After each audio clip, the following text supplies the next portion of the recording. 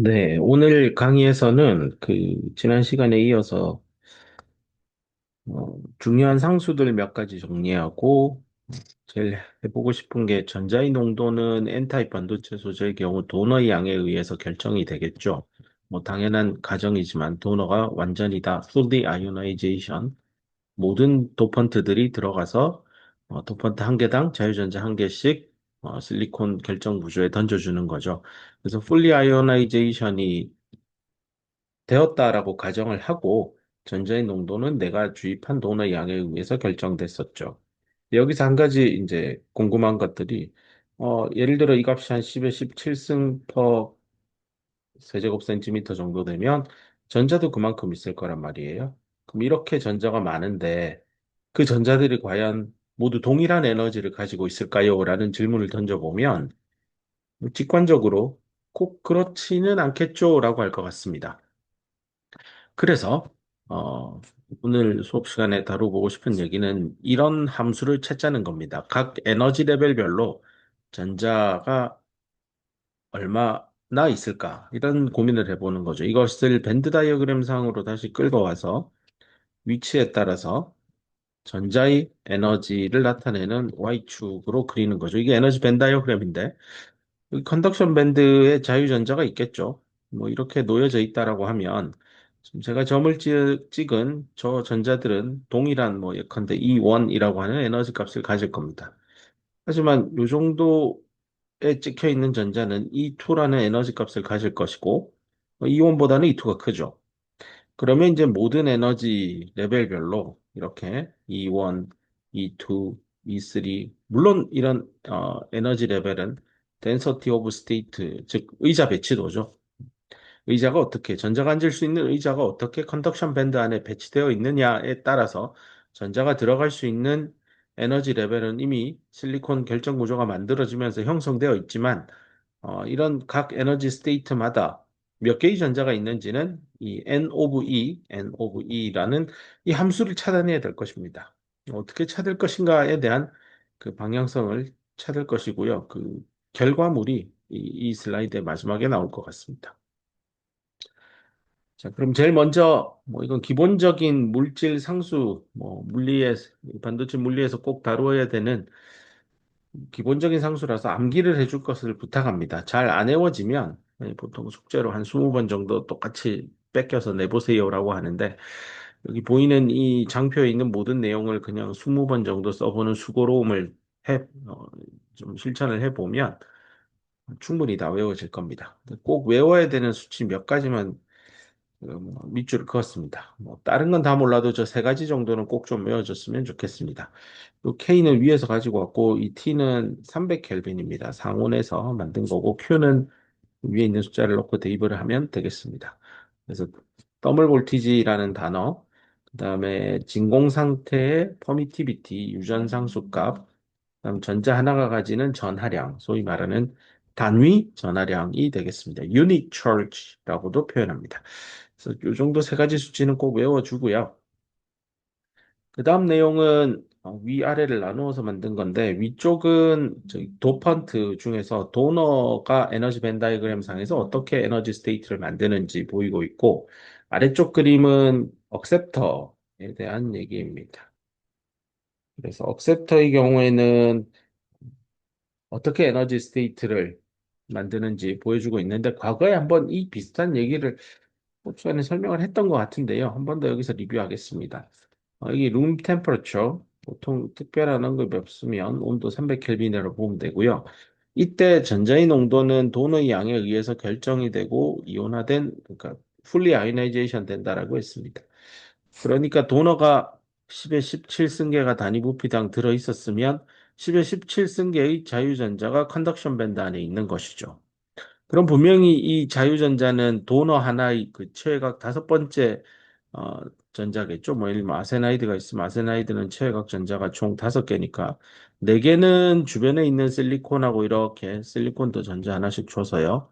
이렇게 공유 결합을 단단하게 완성하겠지만 그러면서 원래 여기 있던 이 아세나이드가 차지한 자리에 있던 실리콘을 밀어내버리고 자기가 들어가고 다섯 번째 전자는 이렇게 혼자 있는데 누구와도 결합을 하지 않다가 상온 300켈빈 정도의 고온, 뭐 전자가 요 다섯 번째 전자가 느끼기에는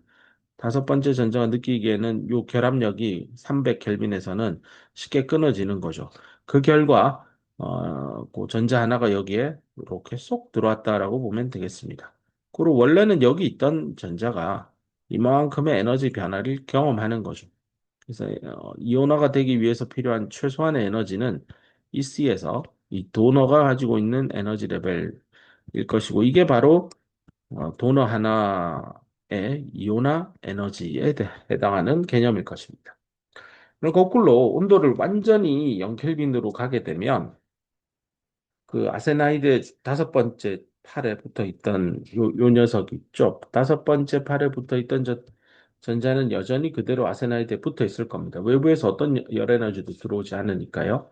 그래서 여기 밴드 다이그램에 보듯이 뭐 다섯 번째 전자들 요런 거 하나. 요거는 이제 뭐 아세나이드 제가 저 위에 그린 그림이 아세나이드 1번이라고 하고 뭐 그 옆에 어딘가에 또 이렇게 아세나이드가 뭐 실리콘 다다다 해서 결합가 되고 있는 한 2번. 요 녀석은 아세나이드 2번 뭐 이렇게 한다면 뭐 이런 식으로 뭐 여러 개의 아세나이드가 실리콘 안에 도핑이 되어서 들어간 다음에 0켈빈의 환경에서는 뭐 최각 다섯 번째 전자를 밖으로 내어놓지 못하고 자기가 여전히 붙들고 있게 되는 거죠. 이 경우에는 전자의 농도는 0일 겁니다. 왜냐하면 아세나이드가 다섯 번째 최각 전자를 실리콘에 던져줘야 되는데 여전히 자기가 붙들고 있게 되고요. 그 결합을 깰 만한 힘이 외부에서 들어오지 않았기 때문이죠. 또 하나는 그 실리콘 자체가 가지고 있는 일렉트론 홀 페어 있잖아요. 일렉트론이 생기면 여기에 홀이 생기는.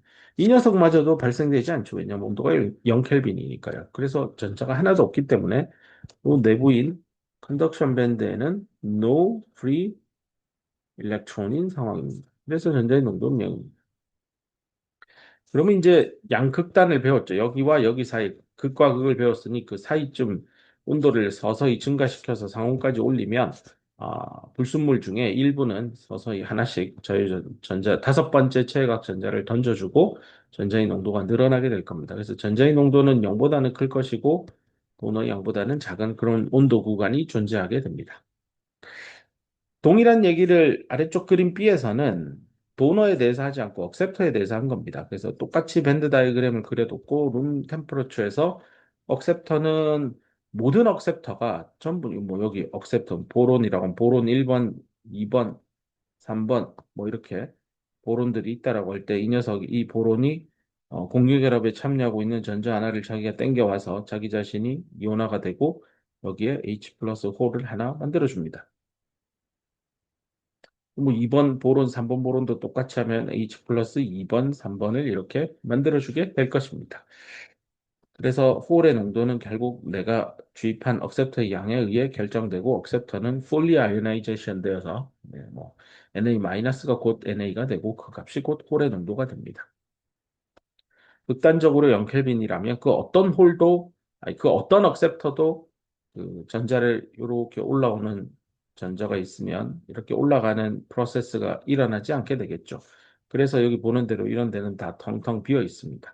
즉 보론이 언제든지 여기 와서 전자가 앉으세요 라는 말은 항상 여기에 홀드를 머금고 있다라는 것이고 이 홀드는 밸런스 밴드 안으로 이렇게 들어가야 그게 홀로서 역할을 하는데 그냥 여전히 그 억셉터에 묶여 있는 상황입니다. 그러니까 이게 이런 홀드는 갇혀 있기 때문에 홀이 이동할 수 있다라고 표현하면 안 될 겁니다. 밸런스 밴드 안에 들어가야 이 많고 많은 전자들, 즉 물에 해당하는 전자가 있는데 여기에 이제 홀이 이렇게 떨어져야만 공기방울이 하나 생겨서 생수병, 밸런스 밴드라고 하는 생수병 안에서 공기가 움직이는 게 눈에 보입니다. 자, 이제 0켈빈과 300켈빈 사이의 극단적인 끝과 끝을 배웠으니 그 사이의 온도가 올라가면 여기 그림에 보듯이 공유결합에 참여하고 있던 전자가 위로 올라가서 여기 억셉터 자리에 채우고 즉 억셉터가 전자를 하나 억셉트 받아들이고 이 자리가 없어지면서 홀이 하나 이렇게 생긴다라는 얘기입니다. 이 그림에서는 한 개, 두 개의 억셉터가 지금 전자를 받아들였다라는 그림을 그린 것입니다. 이렇게 도펀트가 이온화되는 과정을 밴드 모델을 써서 한 번 더 확인했습니다. 그좀 전에 얘기한 온도에 따라서 저기 전자가 도너의 양에 의해서 어떻게 결정되느냐. 상온 300켈빈에서는 네, n이 nd가 되죠. 그 말은 n을 nd로 나누면 값이 1이라고겠죠. 그래서 여기 보는 대로 온도 300켈빈에 대해서 n 나누기 nd로 해서 값이 1이 되는 지점을 찾을 수 있습니다. 근데 뭐 301켈빈일 때도 그럴 것이고 뭐 295켈빈일 때도 그럴 거예요. 그래서 연구자들이 찾아봤더니 요 n 나누기 nd가 1을 유지하는 즉 fully ionization 잘 되는 온도 영역을 찾았고 그 온도를 extrinsic temperature region이라고 합니다. 그 다음에 n이 nd보다는 적은 그래서 극단적으로는 n이 0의 값을 향해 가게 되는 여기 보이죠? 이 정도 되는 이런 값들을 찾아낼 수 있었고요.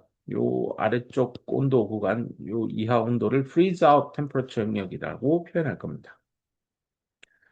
그다음 그래서 0켈빈일 때는 이미 설명을 했고요. 그다음에 그 중간 과정 네, 서서히 이렇게 n과 nd가 올라오는 거죠. n이 nd 값을 향해서 달려가는 거죠. 그래서 n은 nd보다는 작은데 nd 플러스랑은 같겠죠. 이온화된 만큼 자유전자 생기니까요. 이건 낮은 온도 구간에서 밴드 다이그램도 그릴 수 있었고 그다음에 요 extrinsic temperature 영역이 전자의 농도가 도너의 양, 즉 이온화된 도너의 양과 같은 요 구간입니다. 그래서 extrinsic temperature 영역 안에서 밴드 다이어그램이 이었고요. 마지막 그림을 보면 요 실선이 이제 n이 nd보다 큽니다. 나는 도너를 뭐 예를 들어 10에 17승 per 큐빅 센티미터만큼 주입했는데 실제 반도체 재료, 실리콘 반도체 재료 안에 들어있는 전자의 양이 주입한 도너의 양보다 많아 버리는 거죠. 왜 그럴까? 이 순수한 퓨어 실리콘 도핑이 안 된 거죠. 언도프드 되어 있는 실리콘의 경우에 단위 부피당 100억 유산균 기억나죠? 100개 정도가 단위 부피당 꼭 생깁니다. 근데 지금 도핑 자체가 10의 17승이니까요. 가만히 있어도 생기는 10의 10승은 무시할 수 있는 숫자입니다. 이게 10의 17승이 얼마나 큰 숫자냐면 10만 곱하기 1조입니다. 그래서 10만 조에다가 이 100억이니까 어느 정도로 크게 차이 나는지 알겠죠? 1조도 큰데 100억보다 1조에 10만 배 더 큰 거죠. 그러니까 이거는 10의 17승과 10의 10승은 같은 숫자로 비교할 가치조차 없을 만큼 10의 10승은 매우 매우 작은 숫자입니다. 근데 우리가 이 10의 10승이라는 숫자를 찾을 때 기본적으로 300켈빈에서 순수한 실리콘의 경우 일렉트론 홀 페어가 10의 10승계가 나온다라고 학습했었습니다. 근데 이게 300켈빈이 아니라 400켈빈이 되고 뭐 더 올라가서 500켈빈이 되면 이 EHP의 개수는 당연히 더 늘겠죠. 온도가 올라간 만큼 실리콘과 실리콘 사이 공유결합을 첨예하는 전자는 보다 더 쉽게 떨어져 나올 수 있고 그 결과물은 전자의 농도는 점점 증가하는 것일 겁니다. 그래서 특정 온도가 아니라 이제는 꽤 고온 영역, 뭐 예컨대 400켈빈 이상의 이런 하이 템퍼처 영역에서 이 실리콘 자체가 만들어내는 전자의 농도를 intrinsic electron concentration이니까 intrinsic의 i를 따가지고 와서 ni로 표시했습니다. 그럼 이 ni 값이 내가 주입한 도너의 양보다 커질 수 있는 그런 온도가 있을 겁니다. 그래서 이 그래프 여기 점선이 시사하는 바는 ni를 nd에 대해서 나눈 겁니다. 그러니까 ni는 온도가 올라가면 요 ni 값은 증가하죠. nd는 내가 주입한 값이니까 상수고요. 그래서 뭐 온도가 올라가면 갈수록 ni 값만 늘어나니까 이렇게 커브가 늘어날 겁니다. 실제로 ni 나누기 nd 값이 1보다 충분히 작을 때는 요 실선값, 즉 총전자의 농도하고 도너의 양 nd 사이에 요 비율하고 ni 나누기 nd는 1 이하일 때는 뭐 서로 뭐 ni 나누기 nd는 무시해도 됩니다. 그리고 도너가 얼마나 이온화되느냐만 잘 살피면 됩니다. 하지만 이 온도가 고온의 환경으로 가게 되면 이 EHP에 의해서 생성되는 전자도 있고 도너에 의해서 생성되는 전자도 있는데 이 둘 중에 누가 더 많이 생성되느냐의 게임입니다. 근데 온도가 상당히 높아지게 되면 이 EHP에 의해서 생성된 일렉트론이 불순물을 주입해서 얻어낸 전자의 양보다 더 많아지게 되는 거죠. 그런 경우에 출발이 여기입니다. 여기서부터 이렇게 커지죠. N은 분명히 ND보다 큽니다. 여기 값이 1이라는 게 N과 ND가 같은 시점인데 걔보다 이제 높아지는 온도가 대충 뭐 한 470 켈빈 뭐 언저리부터 출발하네요. 그렇게 해서 이제 그다음부터는 기하급수로 커지게 되고 이 전자의 총량이 결국은 요 점선 네, NI 값에 의해서 전자의 값이 지배받게 되는 부분이 보일 겁니다. 그래서 이 정도의 하이 템퍼러처 영역은 도핑을 한 효과 자체가 하나도 없습니다. 효과 자체가 하나도 없죠. 맞잖아요. 그럼 EHP에 의해서 즉 실리콘 결정 구조가 자발적으로 만들어내는 총 전자의 개수가 도펀트의 개수보다 압도적으로 많아지니 뭐 도펀트가 설령 풀리 아이오나이제이션 되더라도 그 도핑한 효과는 하나도 없습니다. 그냥 그 고온 환경에서는 그 결정 실리콘 자체가 스스로 만들어내는 일렉트론 개수가 도펀트 개수보다 압도적으로 많게 되니까요. 그래서 예, 그래서 그 고온 온도 영역을 여기 보는 대로 인트린직한 템퍼러처 영역이다라고도 얘기합니다.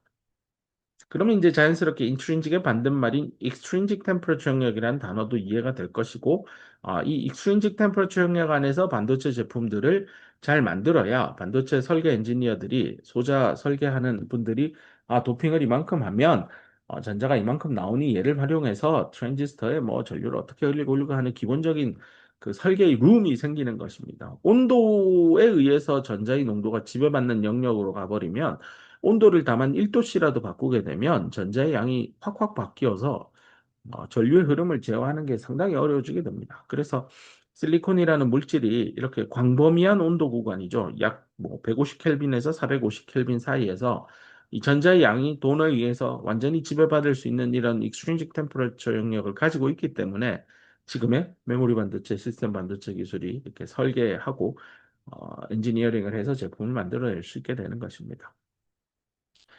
자, 그 다음 얘기는 일렉트론과 홀의 에너지에 대한 얘기를 한 번 더 강조하면서 동시에 운동 에너지를 어떻게 밴드 다이어그램에 만들 것인가를 살펴보겠습니다.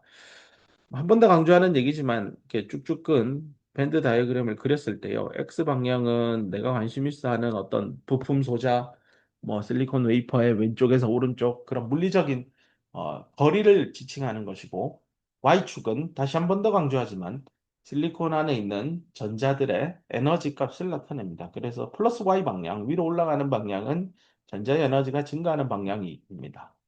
그렇기 때문에 마이너스 Y 방향, 즉 아래쪽 방향을 향하는 화살표는 홀의 에너지가 증가하는 방향이다. 이렇게 기억하면 되겠습니다. 그러다 보니까 대부분의 전자들은 컨덕션 밴드에 있는 뭐 E1, E2가 있다라고 하면 둘 중에 누가 더 에너지가 높습니까? 하면 E2가 더 높죠. 근데 저 높은 에너지를 가진 E2는 과연 저 자리에 가만히 있을 것인가?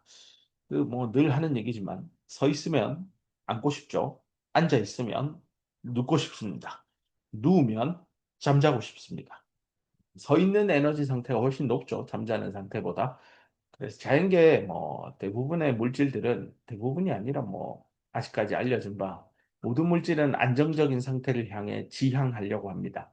뭐 특별히 외부에서 힘을 가하지 않는 한은 그 상태는 안정화된 상태를 향해 가려고 하는 움직임이 있고 여기 실리콘 반도체의 경우에도 E2라는 전자는 E1이 앉아 있는 이 에너지 상태가 더 좋아 보이니 이렇게 더 낮은 에너지 상태로 내려가려는 힘이 존재합니다. 그래서 밴드 다이어그램에서 일렉트론들은 뭐 가만히 놔두면 자꾸만 낮은 에너지 상태로 가려고 합니다. 물론 가고 싶어도 거기에 이렇게 에너지 스테이트가 비어 있어야 이 전자가 들어갑니다. 여기 이미 전자가 채워져 있으면 자기는 가고 싶어도 갈 수가 없어서 그냥 그 자리에 있어야 될 것입니다. 똑같은 논리로요. 밸런스 밴드 안에 있는 홀도 이게 H2라고 하고 이게 H1이라고 하면 H2의 에너지가 H1보다 높습니다. 이걸 잘 기억하길 바랍니다. 그래서 밴드 다이어그램 상에서는 홀은 아래쪽에 있을수록 이걸 H3, H4라고 하면 아래쪽에 있을수록 더 에너지가 높고요. 그러다 보니까 홀이 더 낮은 에너지 상태를 향해 자꾸 이렇게 움직이려고 하는 것이 이 우리가 그려놓은 에너지 벤 다이어그램 상에서는 마치 이게 물방울이 보글보글보글 위로 올라가는 듯한 느낌이 나죠. 그래서 홀은 플로트업 위로 뜨려고 하는 경향이 있고요. 이게 마치 물속에 공기방울과 유사하다라는 뜻입니다. 이 얘기는 이미 했고요. 그죠? 전자와 홀들은 가장 낮은 에너지 상태가 있기만 있으면 들어갈 수만 있다면, 들어갈 수만 있다라는 거는 거기에 빈 의자가 빈 에너지 스테이트가 있고 거기에 전자도 홀이 없으면 내가 거기에서 앉아야지라고 하는 그런 경향이 존재합니다. 그다음 이 슬라이드에서 하나 더 다루고자 하는 얘기는 운동 에너지에 대한 정의를 에너지 밴드 다이어그램 상에서 해보려고 합니다. 여기 나와 있는 대로 이 정도 되는 에너지를 가진 전자 E1이라고 하면 이 전자의 운동 에너지는 얼마냐, 얼마나 운동성이 좋으냐를 평가할 때 보통 컨덕션 밴드 엣지에서부터 얼마나 전자가 떨어져 있느냐를 가지고 평가합니다. 근데 여기에 뭐 E3라고 하는 전자가 있으면 E3가 가진 운동 에너지는 E1보다 더 높습니다.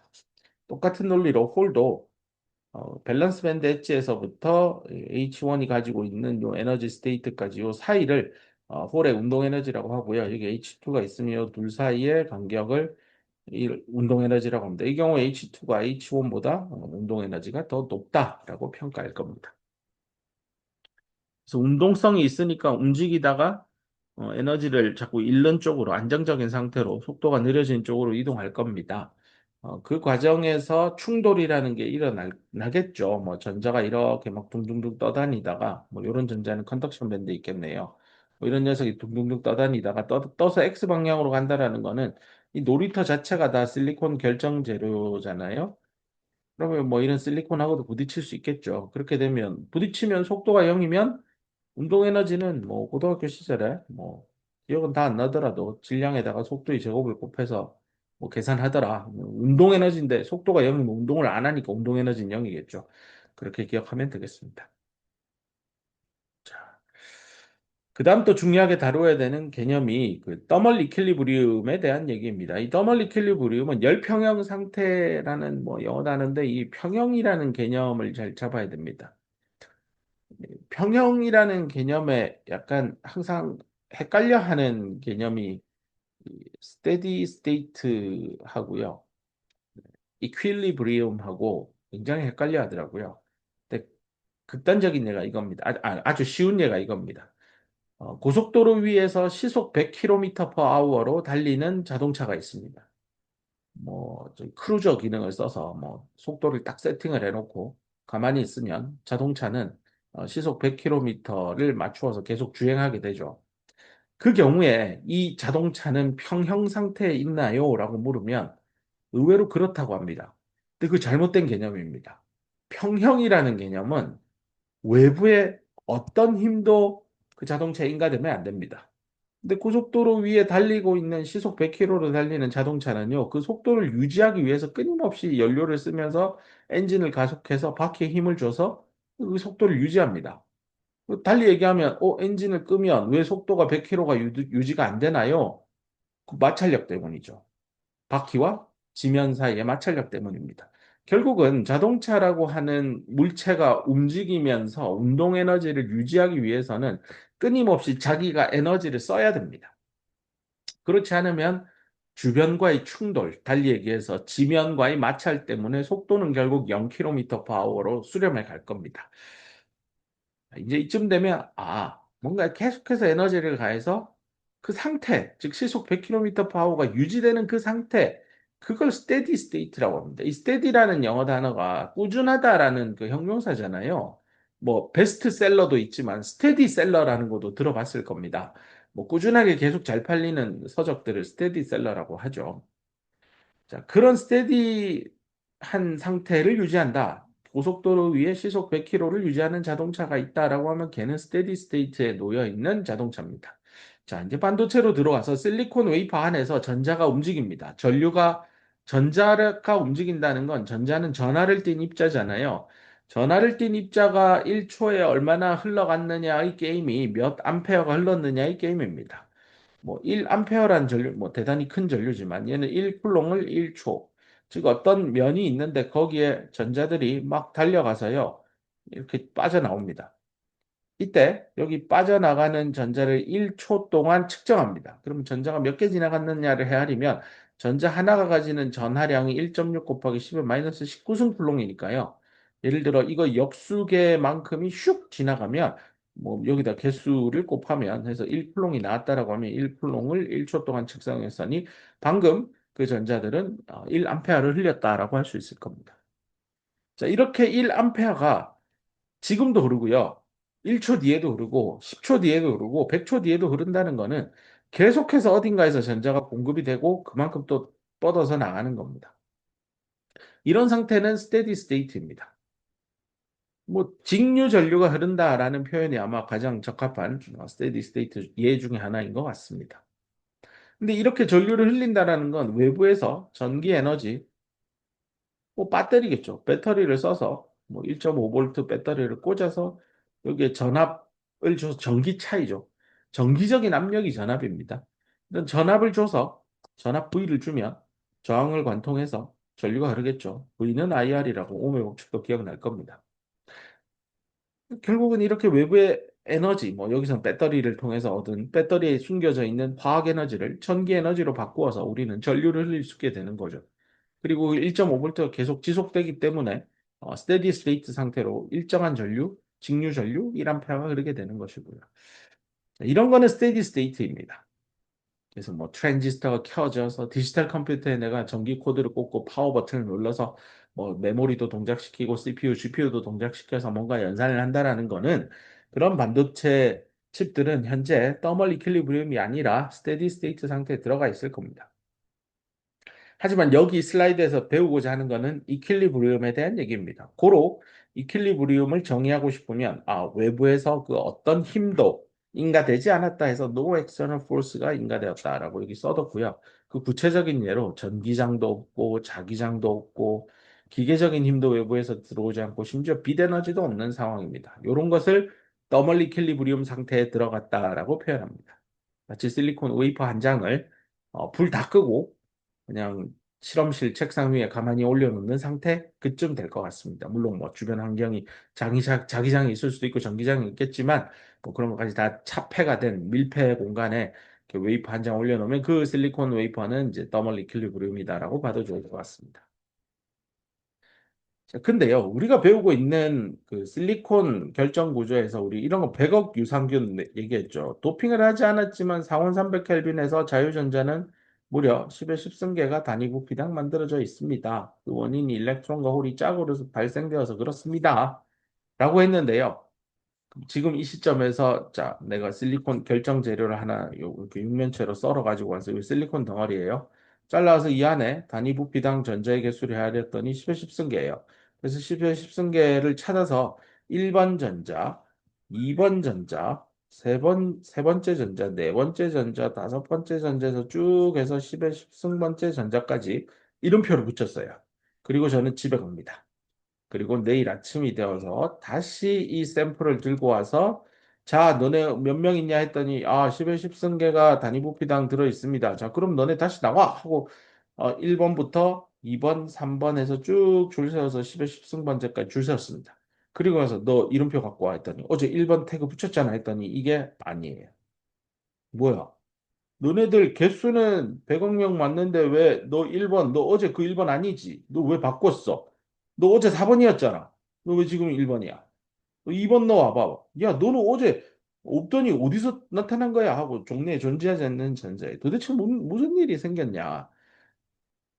총 전자의 개수는 유지됐지만요. 그 전자 하나하나만 놓고 보면 이 녀석들은 계속 자유전자의 상태를 유지하지 않았다는 겁니다.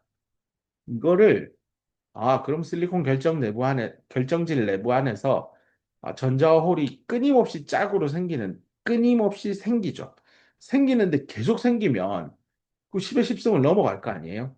근데 그렇지 않고 10의 10승까지 생긴 다음에 10의 10승 플러스 한 번째 녀석이 생길 때는 그 어딘가에서 자유전자 하나가 사라지는 겁니다. 이 사라지는 프로세스가 뭐 전자 혼자 어디로 없어질 수는 없잖아요. 밸런스 밴드에 있는 홀이랑 우리 다시 재결합합시다 해서 리컨비네이션 액션이 일어나서 전자가 빈 의자인 홀에 들어가서 공유 결합에 참여해 버리는 거죠.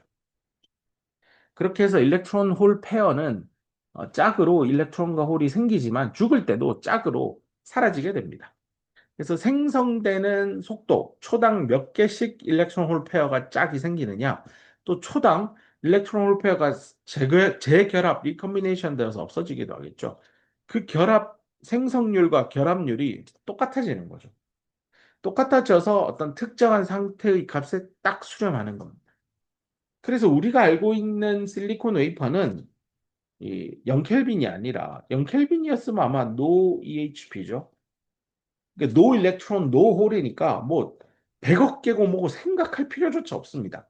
하지만 300켈빈이라고 하는 온도에서는 100억 개가 있단 말이에요. 자유전자가. 또 홀도 100억 개 있겠죠. 근데 그 녀석들이 시간에 따라 시시각각 1 타임 t 이꼴 0일 때 1번 전자가요. 타임 t 이꼴 1초 지났을 때 1번 전자이지 않는다는 겁니다. 물론 그럴 수도 있겠지만 웬만하면 다릅니다. 근데 개수는 유지돼요. 그러니까 제너레이션 되는 레이트나 초당 발생률, 리컨비네이션 재결합되는 레이트나 똑같겠죠. 그러니까 총 개수가 유지돼요. 근데 1번 전자가 시간이 지났을 때 그 1번 전자가 아니에요. 이런 상황은 뭐냐? 이런 걸 이제 다이내믹한 시츄에이션이다라고 합니다. 이런 시츄에이션 속에서는 모든 프로세스, 이 프로세스의 하나의 얘가 이제 EHP 제너레이션 또는 뭐 EHP 리컨비네이션 프로세스일 겁니다. 그래서 모든 형태의 프로세스는 균형을 맞춘대요. 뭐에 의해서 균형을 맞추냐면 반대 프로세스에 의해서요. 그래서 제너레이션이라고 하는 프로세스가 있으면 그거의 인버스한 프로세스는 리컨비네이션 프로세스입니다. 그래서 어딘가에서 EHP가 하나 생긴다고 합시다. 예를 들어 CV를 그리고 여기서 이렇게 전자가 하나, 홀이 하나 생기면요. 이 X 방향을 따라서 그 어딘가 다른 위치입니다. 요거는 X 이꼴 X1이고요. 요 위치는 X 이꼴 X2라고 합시다. 여기서는 여기 있던 전자가 여기 있던 홀하고 이렇게 만나서 없어집니다. 됐죠? 그래서 총 개수는 유지되되 어, 총 개수 그 100억 개 중에 한 놈 나와. 너 몇 번째야? 아까 전에 너 네 번째였지. 지금 몇 번째야? 저 여덟 번째인데. 그 아까 저 네 번째 아니었는데요. 이런 거. 그런 상황이라는 거 이해해 주면 될 거고 만약에 이게 반대말이 있으면 네, static situation이고 이 경우에는 네, 여기 아래쪽에 그린 대로 어제 저녁에 측정한 100억 명이 오늘 아침에 측정해도 그 100억 명이 그대로 있을 겁니다. 이런 건 이제 static한 situation입니다. 충분히 이해되셨을 겁니다. 그 다음 얘기로 가면 이번에는 더멀 에지테이션에 대한 또 얘기를 가봅시다. 얘는 뭐냐면 열적으로 이제 에지테이션이라는 게 에지테이트 휘젓는다는 겁니다. 뭐 그 믹스 커피 있죠. 다방 커피라고 하는 거. 그 뜨거운 물에 부으면 잘 안 녹잖아요. 그래서 휘저어야 되잖아요. 그 에지테이트 한다라고 합니다. 자, 그래서 더멀 에지테이션이라는 거는 이게 저기 말대 스트로 같은 거 넣어서 이렇게 믹스 커피 이렇게 젓는 그거는 이제 스틱 같은 발을 이용해서 에지테이션 하는 거고요. 우리가 관심 있는 거는 실리콘 결정 재료를 열을 가해서 외부에 그 상온 300 켈빈 우리가 살고 있는 이 룸에다가 그냥 놔두면은 지가 알아서 그냥 외부에서 열 받아가지고 내부에서 이렇게 섞이는 겁니다. 이 경우에 이런 더멀 에지테이션이 일어나면 일렉트론들과 홀들은 그 100억 개 EHP를 상상하셔도 좋습니다. 익스체인지는 교환하는 거죠. 서로 뭘 교환하냐면 무엇을 에너지를 교환합니다. 근데 누구랑 교환하냐면요. 그 실리콘 결정 재료, 즉 실리콘 원자도 이제 외부의 열 에너지 때문에 이렇게 가만히 있지 못하고 움직일 겁니다. 슬슬슬. 이렇게 움직이는 거를 사람들이 이렇게 실리콘이 공유결합에서 붙어 있는데 이 공유결합을 마치 스프링으로 이렇게 모델링을 하는 겁니다. 그래서 이 스프링 상수 K를 줘가지고 뭐 힘을 받는데 여기 외부에 온도 300 켈빈 때문에 열 에너지가 들어와서 얘가 뭐 이렇게 좌우로 흔들린다고 합시다. 그럼 얘도 좌우로 흔들리고 얘도 좌우로 흔들리고 얘도 좌우로 흔들리는데 뭐 운이 없으면 얘는 완전히 압축력을 받을 거고 어떤 놈은 이렇게 인장되는 힘도 받을 거고 그러면서 이게 3차원 공간에 그 다이아몬드 구조로 막 뻗어 있을 때 외부에 열을 빡 가하면 모든 실리콘 원자가 동시에 동쪽으로, 동시에 서쪽으로 이러잖아요. 한 놈은 동쪽, 한 놈은 서쪽 하다 보면 이제 그때부터 미친 듯이 덜덜덜 떨리고 있는 거예요. 뭐 어떻게 떨릴지 모릅니다. 막 미친 듯이 떨리고 있고 그런 떨리는 거를 나중에 뒤에서 배우겠지만 이렇게 바이브레이팅 하는 실리콘 애텀들 자체를 그 이제 물리학 용어로 포논이라고 합니다. 그래서 이 포논하고요. 즉 진동하고 있는 실리콘 원자랑 자유전자가 된 일렉트론 이런 데 둥둥둥 떠다니는 자유전자나 홀들이 있으면 얘네들이 막 떨고 있는 위아래로 뭐 좌우로 앞뒤로 떨고 있는 실리콘하고 꽝 부딪히게 될 겁니다. 뭐 그럴 때 이제 포논과 전자가 부딪혔다고 해서 포논 스캐터링 뭐 이런 단어도 쓸 겁니다. 그러다 보니 분명히 상온 300켈빈에서 자유전자는 뭐 특별히 도핑을 하지 않으면 100억 개 생긴다고 했는데 그 100억 개는 끊임없이 생겼다 죽었다 생겼다 죽었다 하는 과정입니다. 그 말은 에너지가 계속 교환이 되고 있다는 거고 누구랑요? 전자나 홀이 그 결정 구조와 계속 에너지를 주거니 받거니 하게 되는 거죠. 그 말은 컨덕션 밴드랑 밸런스 밴드 안에 이렇게 전자가 들어가서 앉을 수 있는 의자들이 있죠. 비행기 좌석 기억나죠? density of state 이렇게 있을 때 요 의자의 요 에너지 Y축이 전자의 에너지입니다. 다시 강조합니다.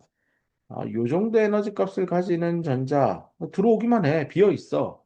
한다라는 거는 이 컨덕션 밴드 안에 모든 에너지 스테이트 뭐 제가 이게 E1, E2, E3, E4, E5, E6 여섯 개만 그렸는데요. 여섯 개의 에너지 스테이트에 전자가 있을 확률은 다 있습니다. 근데 아마 그 확률 값이 아마 E1이라고 하는 낮은 에너지 스테이트에 전자가 있을 확률은 높습니다. 왜냐하면 아까 배운 대로 서 있으면 앉고 싶고 앉으면 눕고 싶고 누우면 자고 싶은 더 낮은 에너지 상태를 향해 전자가 이동하려는 경향이 있기 때문에 어, E1이라고 하는 낮은 에너지 스테이트에 전자가 발견될 확률 값은 더 클 겁니다. 그래서 확률 값을 알고 전자가 들어가서 앉을 수 있는 에너지 스테이트들의 분포를 알면, 즉, density of state를 이해하고 있고, 그 다음에 각 에너지 스테이트별로 전자 발견 확률만 알면, 이 스테이트에다가 확률 값을 곱하면, 전자의 농도를 각 에너지별로 다 계산할 수 있게 되겠구나라는 컨셉이 나옵니다. 이게 잘 이해가 안 되시면, 야구 경기장, 요즘 이제 가을이 되어서 가을 야구 보러 많이 가실 준비들을 하실 텐데 야구 경기장에 가면 이렇게 의자들이 있잖아요. 그 의자와 의자 사이에 사람 못 앉죠. 뭐 야구 경기장은 의자 간격이 워낙 좁다 보니 들어가지도 못하지만 설령 간격이 좀 있어도 거기에 사람이 앉아 있으면 뭐라고 하죠. 야, 너 표도 안 끊고 거기에 불법으로 앉아 있으면 어떡해요? 이런 얘기잖아요. 그래서 뭐 이렇게 의자가 배치되어 있고 거기에 이제 사람이 있냐 없냐를 판단하면 예를 들어 의자 하나에 사람이 있을 확률이 30%다. 이거 어떻게 알아낸대요? 24시간 CCTV 달아서요. 1년 365일 관중석을 계속 촬영합니다. 야구 경기가 있는 날은 사람이 있을 거고 없는 날 또는 새벽이나 밤 시간에는 비어 있겠죠. 뭐 그걸 하면 365일 곱하기 24시간 하면 총 시간이 나오고 그 시간당 카메라에서 여기 사람이 앉아 있는 시간을 계산해서 확률을 계산하면 되겠죠. 그러면 요 좌석별로 지금 제가 15개 중에 각 의자에 사람이 있을 확률이 0.3이면 저 15개 의자는 4.5명으로 채워질 수 있다라는 기대값을 계산하겠죠. 그래서 저 15개의 의자 중에 사람은 4.5명이 채워져 있다라고 보면 되겠습니다. 물론 사람을 0.5로 나눌 수는 없지만 확률적으로 저 정도 뭐 4명 올 때도 있고 5명 올 때도 있고 뭐 많이 오는 날은 10명도 있겠지만 뭐 안 오는 날은 1명 있기도 하고요. 그러다 보니 평균적으로 이런 에너지 좌석 시스템에서 좌석 시스템이 그 실리콘 반도체에 전자가 들어갈 수 있는 의자 배치도인 에너지 스테이트의 밀도를 나타내는 덴서티 오브 스테이트를 보고요. 그 다음에 의자에 뭐 관중 있을 확률을 아까 제가 뭐 30%라고 했으니까 확률 값을 또 어디선가는 이제 에너지 스테이트별로 전자가 발견된 확률 값. 요게 나중에 뒤에서 이제 페르미 함수라고 합니다. 이 함수를 이용해서 둘을 곱해주기만 하면 각 에너지별로 전자가 몇 개나 있는지 농도를 알 수 있습니다. 이 야구 경기장도 올라가면 올라갈수록 표값이 싸지죠. 아래쪽이 이제 운동장이라고 하면 운동장에 있을수록 훨씬 선수를 자기 눈높이에서 볼 수 있으니까 표값이 올라가죠. 그리고 거기에는 관중이 많이 앉아 있을 확률도 높죠. 뭐 우린 지정 좌석제를 하지만 만약에 전자석 자유 좌석이다라고 하면 사람들은 아마 뭐 누가 시키지 않아도 더 낮은 이 그라운드 레벨을 향해서 쭉 밑으로 내려와서 거기서 야구 경기를 관람할 확률이 높습니다. 물론 에너지가 높으신 분은 저 외야 가장 꼭대기층에서 또 응원을 열심히 하시기도 하죠.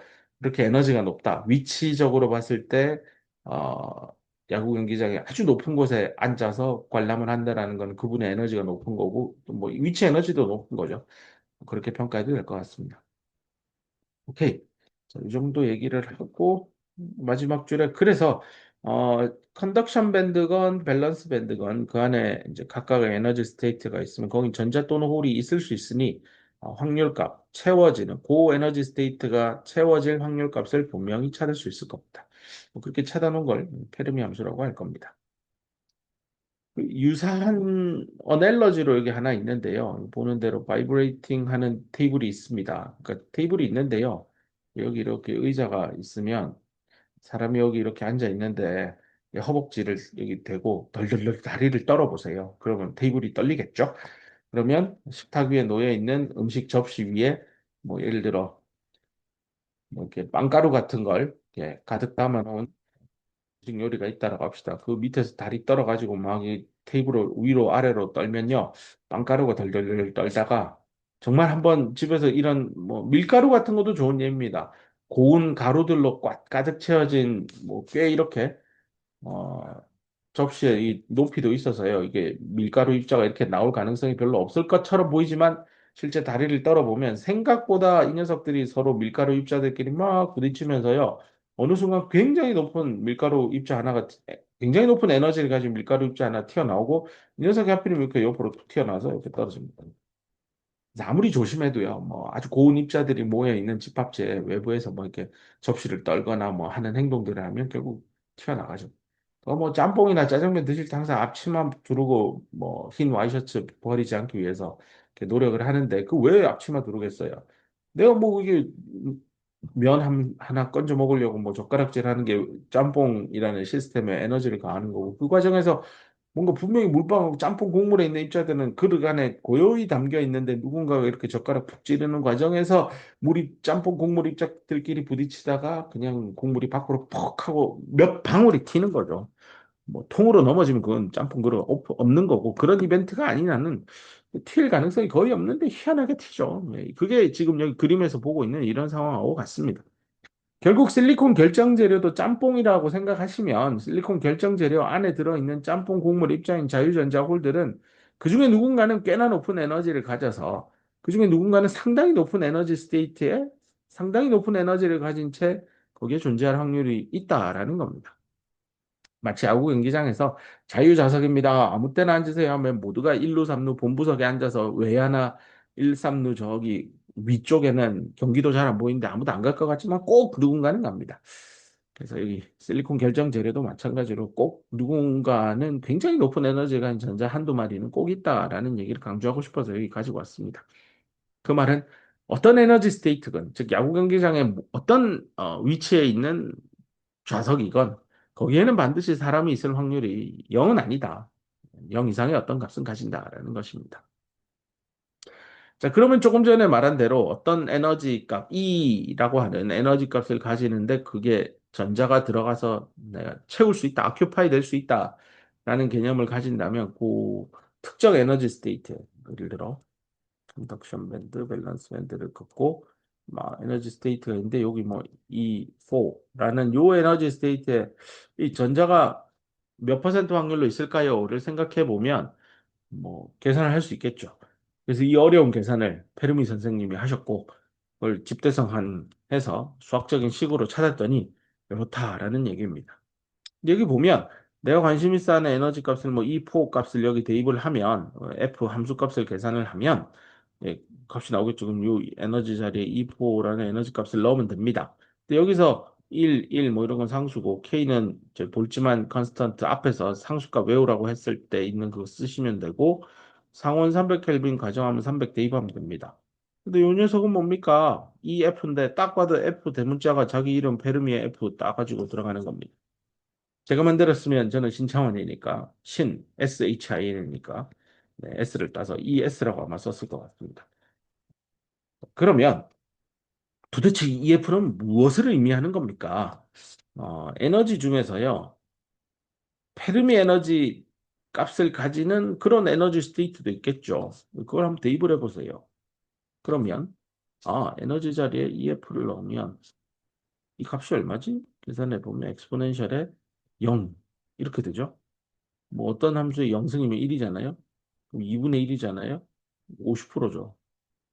아, 페르미 에너지 레벨이라는 것은 그 페르미 에너지 정도의 에너지 값을 가지는 전자가 거기에 이제 예를 들어 하나 써봅시다. ECEV가 있는데요. 뭐 여기 에너지 스테이트가 존재하진 않지만 뭐 요 정도가 페르미 에너지 레벨이라고 합시다. 그럼 그 정도 에너지 값을 가지는 요 자유전자가 여기 있을까요? 없을까요? 요 정도 에너지 스테이트가 있기만 한다면 실제 실리콘에는 이런 에너지 스테이트는 일부러 만들지 않아 없는데요. 이따 치고 요런 에너지 스테이트가 있는데 여기에 전자가 이렇게 채워질 확률이 몇 퍼센트예요? 라고 하면 50%입니다. 그런 에너지 스테이트를 사람들이 페르미 에너지 레벨이다라고 정의하는 겁니다. 이 확률이 있을까 없을까 물었는데 있을 확률이 50%다라는 얘기는 참 말이 안 된, 그거죠. 모른다는 얘기하고 똑같습니다. 야, 내가 이길 수 있을까? 뭐 반반으로 이기겠지. 네가 이길지 잘 모르겠다는 얘기를 아주 유식하게 설명한 걸 겁니다. 자, 이 페르미 에너지 레벨이 그런 컨셉에서 전자가 발견될 확률이 반반, 모르겠다. 그런 뉘앙스이긴 한데요. 어, 내가 관심 있어 하는 에너지 레벨이 꼭 페르미 에너지 레벨이랑 같을 필요는 없죠. 페르미 에너지 레벨보다 월등히 높은 에너지에서 전자가 발견되는 확률이 얼마일까? 페르미 에너지 레벨보다 월등히 작은 에너지 레벨에서는 전자가 발견되는 확률이 얼마일까? 뭐 이런 걸 계산해 보고 싶은데요. 우리가 공부하고 있는 실리콘 결정제를 다시 들고 와서 여기 에너지 스테이트들이 막 있죠. 또 이 위에 있죠. 이 사이에는 에너지 스테이트가 존재하지 않는다라고 했고 그 간격이 밴드갭 에너지고 1.12 경찰서 신고번호라고 했습니다. 그 말은 웬만하면 아래쪽에 이렇게 전자들이 여기 다 차서 밸런스 밴드는 웬만하면 거의 채워져 있다라고 배웠고 컨덕션 밴드는 전자가 일부 뭐 이렇게 있긴 하지만 뭐 전체적인 컨덕션 밴드 안을 쳐다봤을 때는 뭐 사실상 비어 있다라고 봐도 됩니다. 그러면 이렇게 올라가는 게 전자 에너지라고 한다면 야, 이런 실리콘 결정 재료 안에서 너 전자가 발견될 확률이 50%인 에너지 값은 어디쯤 될 거니?를 추정해서 물어보면 아래쪽은 그 어떤 이 정도인가 이 정도 뭘 해도요. 엔간해선 전자가 채워져 있으니까 뭐 99% 내지는 100%일 겁니다. 뭐 홀이 여기 일부 있겠지만 뭐 거의 뭐 98%, 99%라고 합시다. 50% 값을 찾기는 어렵습니다. 또 컨덕션 밴드로 올라오면 야 여기 컨덕션 밴드 엣지 근처 여긴 그 전자가 좀 있는데 반이 채워져 있다라고 말하기도 찝찝하고 뭐 한 20%요 30% 확률로 있을 것 같습니다. 그 위는 뭐 한 10%요. 그래서 이 위에서도 사실 전자가 발견될 확률이 50%인 에너지 레벨은 어딨냐라는 질문에 대해서 답하기 어렵습니다. 근데 이제 한 발짝 뒤로 물러나서 야 그 컨덕션 밴드는 답이었지. 밸런스 밴드는 거의 꽉 찼잖아. 채워져 있고 위는 비었어요. 그럼 반반만 있을 곳은 비어 있는 컨덕션 밴드와 채워져 있는 밸런스 밴드 한가운데 어디쯤일 것 같아요. 그래서 실제로 실리콘 반도체 EC, EV 레벨을 그리고요. 그 한가운데쯤에 페르미 레벨이 존재합니다. 그래서 이렇게 일단 기억을 하고 만약에 도핑을 안 했으면 이런 페르미 레벨을 인트린직 페르미 레벨이라고 해서 특별히 EI로 쓰기도 하고요. 향후 이 EI는 EC와 EV의 가운데 값, 그래서 이제 갭의 한가운데 있다라고 해서 미드갭 에너지 레벨을 지칭한다라고도 합니다. 여기서 이미 여기서 다룰 얘기들이 거의 다 나왔는데요. 그러면 에너지 값이 EF보다 월등히 크다라고 했을 때 전자가 발견될 확률은 얼마입니까? 그래서 E에서 EF를 뺀 값을 무한대로 쏴주는 거죠. 그렇게 했을 때 전자 발견될 확률 f of e라고 하는 함수값은 어디로 향해 그 극한값이 어딜까를 찾으면 되는데요. 지금부터는 수학입니다. 1 더하기 엑스포넨셜에 e 빼기 ef인데 거기에 무한대죠. 무한대를 나누기 kt 해도 무한대긴 할 겁니다. 뭐 이렇게 되면 1 더하기 엑스포넨셜의 무한대분의 1이고 이 엑스포넨셜에 무한대를 하면 무한대일 겁니다. 뭐 1을 더해도 무한대겠죠. 그럼 무한대분의 1이 되니까 아주 큰 수분의 역수 1이 1로 큰 수분의 1이니까 0일 겁니다. 그래서 굉장히 높은 에너지 스테이트, 예를 들어 컨덕션 밴드에 요쯤에 되는 요 에너지 스테이트에 과연 여기 전자가 있을 확률이 몇 퍼센트일까요? 가면 0%는 아니지만 거의 0이에요 라고 하는 겁니다. 그럼 이거의 반대말인 밸런스 밴드 이 하층부에 있는 요 에너지 스테이트에 여기 전자가 있을까요? 라고 물으면 거의 99.99%로 전자가 있을 겁니다 라는 얘기가 요 얘기겠죠. 내가 관심 있어 하는 에너지가 페르미 레벨보다 월등히 작으면 네, 전자가 발견될 확률은 거의 100%에 수렴합니다. 실제 수학적으로도 여기다가 리밋 걸고 E에서 EF를 뺀 값이 이번에는 마이너스 무한대를 가는 거죠.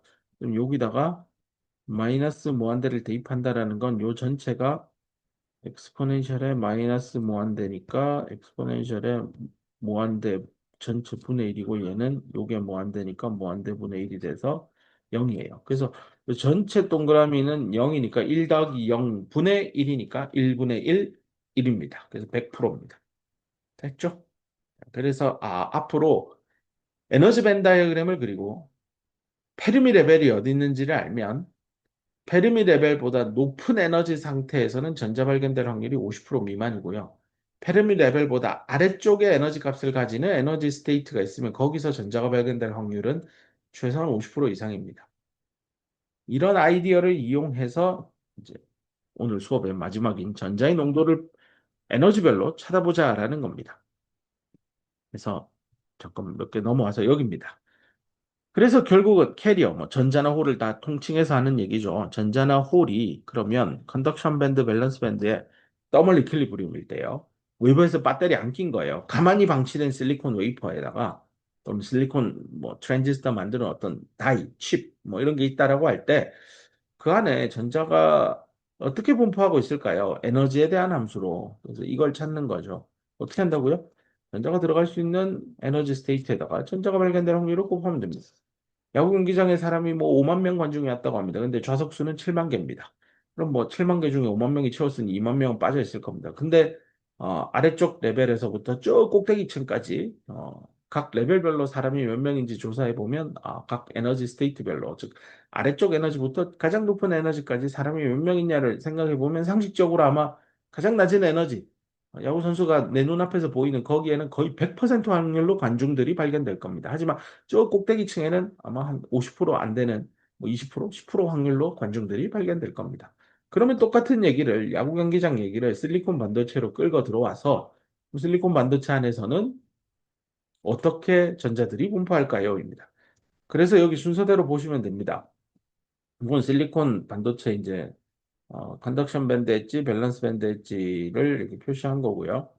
이건 이제 전자 발견될 확률이 50%인 페르미 레벨을 쓴 겁니다. 그 다음 그림은 이제 density of state입니다. 그래서 요거는 에너지 방향이고 얘가 density of state를 나타내는 주요 부분입니다. 요거 앞서 뭐 루트 2 빼기 EC 하에다 앞에다 뭐 붙이고 뭐 분자에 나누고 뭐 했던 식인데요. y는 루트 x 함수입니다. 그래서 보면 요게 이제 x 역할을 하고 요게 y 역할을 하니까요. 그래프가 이렇게 올라가서 세츄레이션 되는 모양입니다. 밸런스 밴드도 똑같은 식의 모양을 띠고 있어서요. 네.